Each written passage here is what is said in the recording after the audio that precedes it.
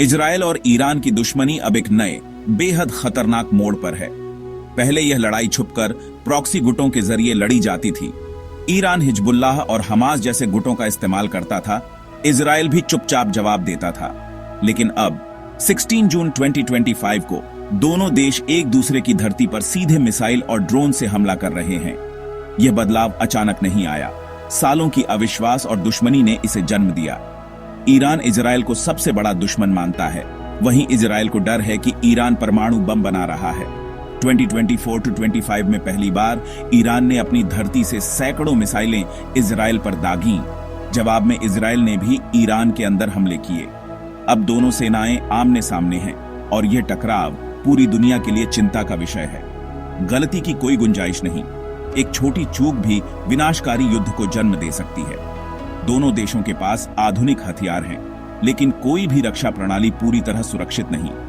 अगर यह टकराव बढ़ा तो आम नागरिक भी इसकी चपेट में आएंगे। दशकों तक ईरान ने इजराइल के खिलाफ प्रॉक्सी गुटों हिजबुल्लाह और हमास का इस्तेमाल किया। ईरान इन गुटों को हथियार और पैसा देता था, जिससे इजराइल पर लगातार दबाव बना रहता था। 2024 में हालात बदलने लगे। इजराइल ने हिजबुल्लाह और हमास के शीर्ष नेताओं को निशाना बनाना शुरू किया। सितंबर 2024 में बेरूत में हिजबुल्लाह के नेता नसर अल्लाह और तेहरान में हमास के नेता की हत्या ने ईरान को सीधी कार्रवाई के लिए मजबूर किया। 1 अक्टूबर 2024 को ईरान ने पहली बार सीधे इजराइल पर 180 मिसाइलें दागीं। इसके बाद दोनों देशों के बीच हमलों का सिलसिला शुरू हो गया। तेहरान में हालिया धमाकों ने संघर्ष को और गहरा कर दिया है। अब दोनों पक्ष एक दूसरे के क्षेत्र में कहीं भी हमला करने को तैयार हैं। यह लड़ाई अब मैदान के साथ साथ खुफिया स्तर पर भी लड़ी जा रही है।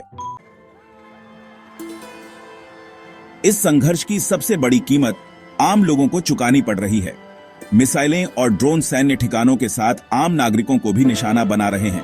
इजराइल लेबनान सीमा पर 1.5 लाख से ज्यादा लोग अपने घर छोड़ चुके हैं, सैकड़ों मारे गए हैं।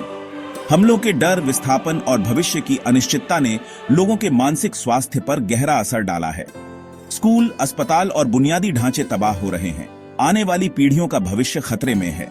इस संघर्ष के केंद्र में ईरान का परमाणु कार्यक्रम है, जिससे इजराइल को सीधा खतरा महसूस होता है।